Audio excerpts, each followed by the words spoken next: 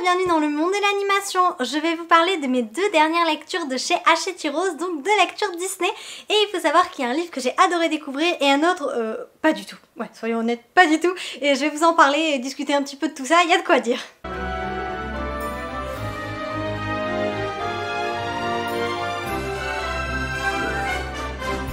Alors, je dis donc que j'ai lu deux livres, un que j'ai quand même beaucoup apprécié et l'autre que je n'ai absolument pas aimé. Et je vais commencer par celui que j'ai moins aimé, comme ça on finira sur une note plus positive. Ce qu'il faut savoir, c'est que je suis une grosse lectrice, vraiment, je lis une dizaine de romans par mois, donc je trouve quand même que c'est déjà un bon rythme de lecture. Généralement, un roman me fait 24-48 heures, bon, ça peut se prolonger sur une semaine si vraiment j'ai pas de temps, mais celui-là, celui dont je vais vous parler, ben, j'ai quand même mis 6 semaines à le lire. Alors j'ai lu d'autres livres entre temps parce que j'aurais pas pu rester 6 semaines sans lire, mais vraiment, j'arrivais pas à le terminer et je l'ai fini juste pour tourner cette vidéo parce que je voulais quand même vous donner un avis que je vais essayer quand même d'être ouais, je vais quand même essayer d'être un avis assez constructif. Voilà, on va essayer de faire ça parce que c'est pas parce que je l'ai pas aimé que vous n'allez pas forcément l'aimer. Il s'agit de Où est la vraie vie, donc le Twisted Tale de réponse qui est écrit par Liz Braswell et je m'attendais à vraiment beaucoup aimer cette histoire, d'autant plus que en fait ce qui s'est passé c'est que j'ai lu donc le roman de Tiana dont j'avais parlé dans une autre vidéo qui est Au bout du rêve et ce roman en fait m'avait un peu redonné le goût au roman Disney Hachette Heroes et je me suis dit bah autant lire celui de réponse parce que c'est celui qui me tentait le plus. Dans ce roman là ce qui se passe c'est que la reine au lieu de boire une potion d'une fleur qui descend d'une larme de soleil, et bien cette potion elle va pas descendre d'une larme de soleil mais d'une larme de lune et donc les cheveux de réponse vont quand même avoir des pouvoirs magiques mais des pouvoirs très différents de ceux qu'ils ont et bien dans le film d'animation, puisque dans le film d'animation elle a le pouvoir de guérison, elle a des cheveux d'or donc de la couleur du soleil et dans ce roman là et bien elle va avoir des cheveux d'argent, des cheveux oui des cheveux argentés plutôt, ils sont pas en argent massif hein, voilà mais des cheveux d'argent avec des pouvoirs et bien des pouvoirs bien plus sombres que ceux qu'elle a puisque le pouvoir de ses cheveux est quand même de tuer. Donc je m'étais dit ça va être une réécriture peut-être plus adulte, un côté un peu dark avec une histoire qui sera peut-être plus profonde avec la relation de Jen et Réponse. Je m'attendais vraiment à quelque chose oui vraiment de plus étoffé, de plus adulte, plus mature et en fait bah, c'est pas du tout ce que j'ai retrouvé. Ce qu'il faut savoir c'est que j'ai lu ce roman à un moment où je n'étais pas bien et ce roman en fait ça je l'ignorais en commençant le roman, je n'avais pas du tout vu passer ces commentaires là. Ce qui se passe c'est que ce roman, donc l'histoire de réponse est entrecoupée de scènes qui se passent donc dans un hôpital puisque cette histoire de réponse est contée par un jeune homme et en fait la sœur de ce jeune homme est atteinte d'un cancer, elle est donc à l'hôpital avec des traitements très lourds, notamment de la chimiothérapie et donc durant tout le livre en fait on va avoir ces passages qui se passent à l'hôpital qui vont entrecouper l'histoire principale de Réponse et ce frère qui va donc eh bien, raconter l'histoire de Réponse à sa sœur puisque sa sœur est passionnée par Réponse, elle ne veut que regarder le film, que lire le livre et son frère qui la suit dans ses soins médicaux qui est toujours auprès d'elle, eh ben, il se lasse un petit peu de Réponse quand même s'il adore sa sœur, il en a assez et donc c'est lui qui décide de réinventer l'histoire de Réponse et bien d'ailleurs pour changer un petit peu les idées de sa sœur et puis lui-même pour se changer les idées parce que là il en a assez de la Réponse classique. Donc dans les faits je trouve ça très bien, je suis la première à dire qu'on n'aborde pas assez le sujet de la maladie, le sujet du cancer, c'est souvent des sujets tabous et je trouve que c'est important même de sensibiliser les jeunes à tout ça parce que bah, ça peut toucher n'importe qui finalement. Donc dans l'ensemble c'est bien mais en fait j'ai eu une période où clairement ce n'était pas pour moi, j'étais pas dans une période où j'avais besoin de lire des livres sur la maladie et donc j'ai été très frustrée dès le départ de tomber là-dessus. Sur le moment j'ai vraiment eu envie de poser le livre, j'ai ah non pas ça, pas maintenant, là vraiment je n'en avais pas envie. Et donc je me suis un peu braquée, je le reconnais, je me suis un peu braquée alors que d'ordinaire j'aurais beaucoup apprécié en fait justement que la maladie soit quand même un petit peu mise en avant et ce que j'ai appris en fait à la fin du livre c'est que l'autrice a inclus ça dans l'histoire parce que sa propre sœur a été malade, elle a été atteinte d'un cancer et donc c'est pour ça qu'elle voulait un petit peu sensibiliser les gens et je trouve ça très bien mais de mon point de vue au moment où j'ai lu le livre je trouvais pas ça bien parce que pour moi j'avais pris un Disney justement pour être sûre en fait qu'il n'y ait pas de sujet trop difficile. Je m'étais dit c'est vrai que les Twisted Tale Disney même s'il y a parfois des sujets un petit peu sensibles qui sont abordés, ça reste quand même du Disney, de l'imaginaire, de la fantasy, c'est quelque chose qui nous change les idées. Disney c'est un univers merveilleux, quand on va pas bien on regarde un film Disney on se sent mieux et c'est ce que j'espérais en fait retrouver avec ce roman et ça n'a pas du tout été le cas. Donc déjà je suis partie de mauvais pied sur ce roman là et ensuite ce qui m'a en fait déplu c'est que l'histoire se déroule exactement de la même manière que dans le film d'animation, c'est-à-dire que le livre commence au début du film et donc le roi envoie la garde royale à la recherche d'une fleur donc pour guérir la reine. Donc on part avec la même base, sauf qu'il n'y a pas Eugène qui raconte l'histoire au début, mais franchement on part sur la même histoire et ça va se dérouler de la même manière. Alors après il y a des événements qui vont différer du film et d'animation, mais c'est vrai qu'on part sur la même trame scénaristique et finalement j'ai trouvé ça assez lassant puisque tout le début, on le connaît, Réponse qui est dans la tour qui vit avec Gothel, voilà. Donc finalement j'ai eu du mal à entrer dans l'histoire parce que je me disais bah c'est trop similaire finalement, si j'ai envie de regarder Réponse, bah je vais regarder le film d'animation, pas lire le livre. Alors que par exemple dans celui de Tiana ou dans celui d'Hercule, eh ben c'était une suite à l'histoire, c'était un peu une réalité, soit une suite, soit une réalité un peu alternative en fonction des choix des personnages. Donc on gardait l'univers en fait du film qu'on aimait, mais en partant sur une histoire totalement nouvelle, alors que là on retombe sur une histoire qu'on connaît déjà et qui est adaptée différemment, et moi c'est ce que j'ai pas apprécié. Alors le fait que Réponse ait des cheveux maléfiques, enfin ou du moins je sais pas s'ils sont vraiment maléfiques, mais qui ont des pouvoirs très sombres, ça c'était très intéressant, c'est pour moi ce qui est le plus important dans le livre, et finalement j'aurais aimé que ce pouvoir là soit davantage développé parce que eh bien à part tuer quelques poules finalement, c'est vrai qu'elle ne s'en sert pas tant que ça, et j'aurais bien aimé une réponse un petit peu plus sombre, même si elle est relativement naïve, si elle reste enfermée dans cette tour, qu'elle a gardé sa candeur, j'aurais bien aimé avoir une réponse un petit peu plus, déjà un petit peu plus chippie, ouais un petit peu plus chippie, et puis avec davantage de détermination, voilà c'est ce qui m'a manqué. J'ai un peu trop retrouvé finalement la réponse du film d'animation, et c'est pas un personnage que j'aime bien Réponse, mais je préfère le film au personnage, voilà c'est ça. Et ce qui m'avait vraiment plu dans l'idée de lire une histoire sur Réponse, c'était en fait vraiment d'étoffer la relation d'Eugène et Réponse, parce que je les adore tous les deux, et même au-delà de leur histoire d'amour, je voulais vraiment découvrir en fait leur chamaillerie, leur histoire d'amitié, parce que pour moi il y a quand même une relation un petit peu amicale au début qui se crée entre eux, donc j'aurais bien aimé que le livre développe tout ça, comme finalement Eric Prince des Mers qui avait vraiment développé la relation d'Ariel et Eric, et là en fait il n'en est rien. Et Eugène est complètement mis de côté. Si vous avez vu la série de Réponse, là la série 2D, ben c'est pareil. Vraiment là Eugène est relégué au second plan, il sert même à rien. Et finalement ils ont privilégié, enfin l'autrice a privilégié les nouveaux personnages, les personnages qui apparaissent dans ce roman. Donc il y a Gina, une jeune fille qui est également comme Eugène, hein, c'est une voleuse. Et même si je l'ai trouvé très sympathique comme personnage, j'ai trouvé dommage qu'elle vole la vedette à Eugène, c'est ce qui m'a gênée. Et ensuite il y a plusieurs choix que je n'ai pas approuvés dans le roman. Tout d'abord le choix de la reine d'abandonner sa fille, autant que Réponse soit volée dans le film d'animation, ça me paraît assez logique, assez cohérent par rapport aux parents. Enfin eux ils ne peuvent rien y faire, ils cherchent désespérément leur enfant, alors que là dans le roman c'est vraiment la mère de Réponse qui fait le choix de laisser sa fille, de l'abandonner, et je trouve que vraiment c'était d'une cruauté, c'était immonde, vraiment ce début était immonde, j'ai trouvé ça infâme de la part de la reine de laisser son enfant comme ça aux mains d'une sorcière, et en plus à la fin, et bien la fin est très similaire, en fait la fin est exactement la même que celle du film d'animation, donc je me dis mais comment une mère qui peut abandonner son enfant ensuite l'accueille à bras ouverts et que ça ne choque absolument pas Réponse. Voilà, pour moi c'était bon, ça fait un gros spoiler quand même, mais bon je me dis hein, on peut quand même parler ouvertement du roman. De toute façon je vous dévoile que des tout petits bouts parce que il y a quand même une intrigue toute nouvelle dans ce roman là, donc sincèrement c'est pas ça qui va vous révéler tout le roman, ça c'est certain. Et d'ailleurs on part quand même sur une intrigue qui est malgré tout plus sombre, et il y a même des personnages un petit peu psychopathes, oui psychopathes complètement, ouais, pas un petit peu, il y a des personnages complètement psychopathes, il est quand même question de vente d'humains, de trafic, donc c'est quand même très éloigné du film d'animation. Et si je m'attendais à cet univers plus sombre, je ne pensais pas qu'il se sombre dans ce sens là. Ce qui m'a également gênée, c'est qu'on retrouve pas les personnages un peu phares du film, c'est-à-dire que Pascal est un petit peu comme Eugène remis au second plan, il finit par apparaître dans l'histoire mais il a pas du tout un rôle déterminant, il fait un peu de la figuration, il est là parce qu'il fallait le mettre mais autrement il sert un peu à rien. Et ensuite nous avons Maximus, et Maximus qui n'apparaît pas, si vous comptez voilà sur la présence de Maximus, sur un petit peu l'humour qu'il pouvait apporter, sur l'affection qu'il portait à Réponse également, bah là vous oubliez parce que Maximus,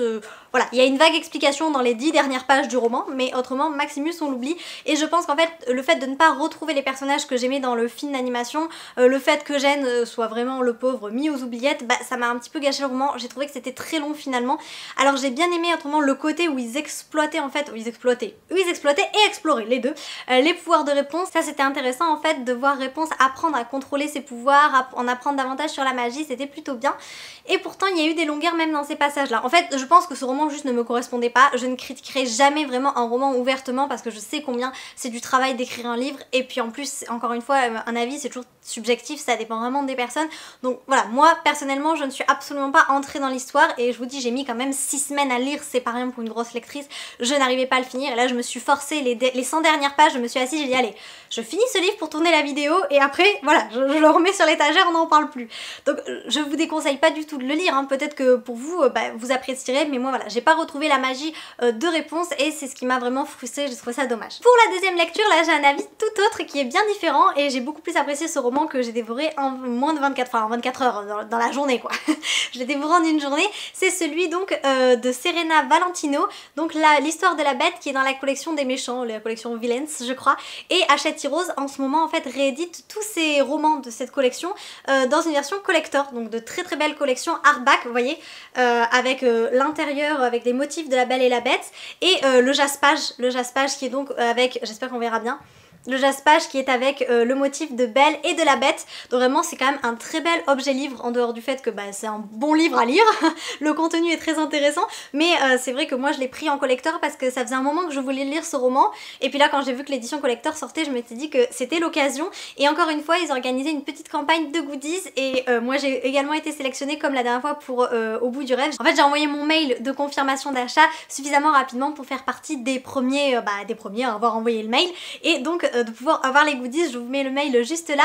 Je les ai contactés parce que les goodies n'étaient pas arrivés, et ils m'ont dit qu'en fait il y avait des retards sur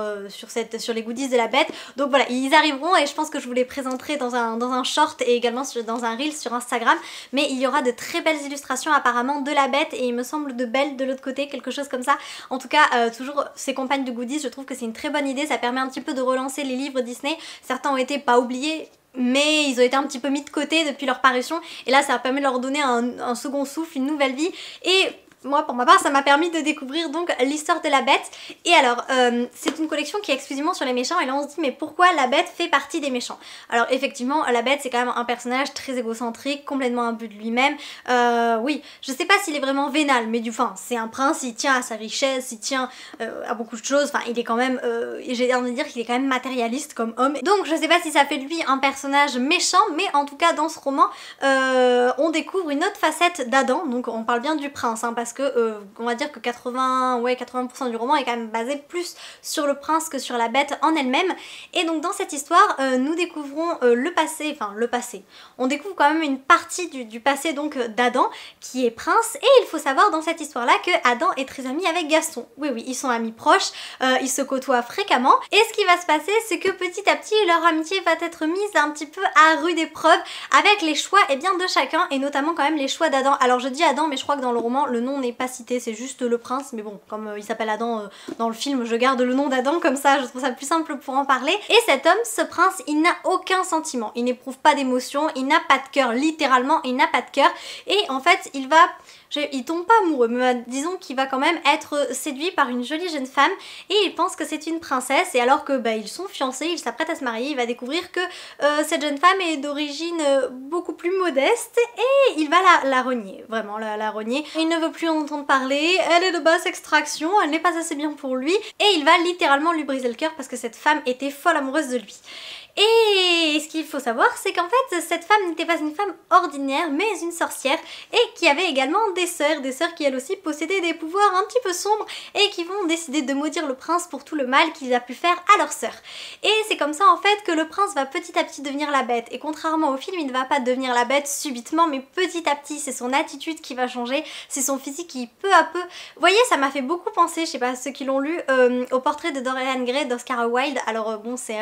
quand même un roman un peu ancien à présent, mais je me souviens je l'avais lu moi en classe, j'avais pas apprécié parce que je pense que je n'avais pas l'âge pour apprécier ce type de roman là, et aujourd'hui peut-être qu'il m'intéresserait davantage, mais j'ai retrouvé un petit peu ça en fait. C'est ce prince qui veut toujours rester beau, qui veut rester jeune, qui veut rester bien, et qui finalement en fait voit son physique se dégrader, et en fait c'est un peu sa laideur intérieure qui va ressortir à l'extérieur, et ça donne vraiment quelque chose de très intéressant. On découvre la bête sous un tout autre jour. Alors c'est une version encore plus sombre hein, c'est pas la version du film d'animation, et pourtant moi j'ai apprécié cette version là de la bête, même s'il y avait des moments j'avais envie de lui taper dessus, c'était pas possible parce qu'il est vraiment épouvantable avec tout le monde, avec les femmes qu'il côtoie, et même parfois avec Gaston qui pour le coup n'a pas tant que ça le rôle du méchant dans cette histoire là.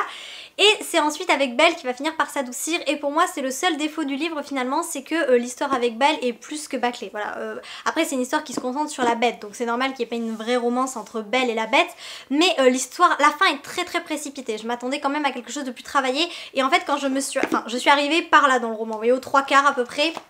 et je voyais bien que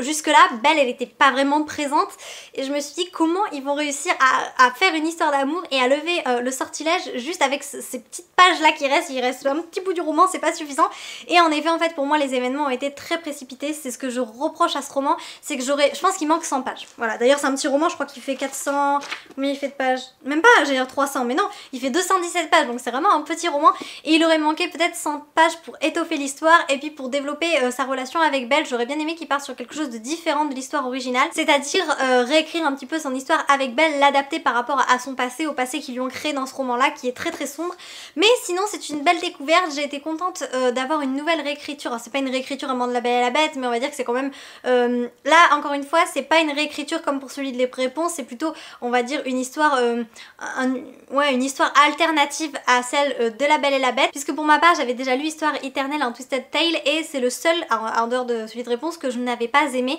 J'avais trouvé l'histoire très dark, très glauque et un peu gore sur les bords. Je sais pas si vous l'avez lu, n'hésitez pas à me dire en commentaire comment vous avez trouvé Histoire éternelle, mais j'avais trouvé ça affreusement sombre. C'était, oui, vraiment, il retrouvait des corps en décomposition, il était question franchement d'expérience sur des personnages qu'on connaît bien en plus. Vraiment c'était, il y a eu des passages pour moi c'était trop littérature adulte, je suis encore trop petite, je reste au rayon jeunesse, vous voyez. Et c'est ce que j'ai apprécié dans La Bête, c'est que finalement on n'a pas eu ce côté gore, c'est un mélange de glauque et de gore. Ouais.